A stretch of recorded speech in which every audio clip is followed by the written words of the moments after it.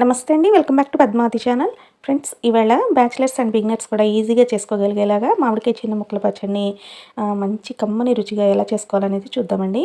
ముందుగా ఒక 2 medium size మామిడికాయలు తీసుకొని శుభ్రంగా కడిగి తుడిచి ఆరబెట్టుకున్న తర్వాత చిన్న చిన్న ముక్కలుగా కట్ చేసుకోవాలి. తర్వాత 1 టేబుల్ స్పూన్ ఆవాలు, హాఫ్ టీ స్పూన్ మెంతులు లో ఫ్లేమ్లో వేయించుకొని పూర్తిగా చల్లారిన తర్వాత చక్కగా మెత్తగా పౌడర్ చేసుకొని ఉంచుకోవాలి.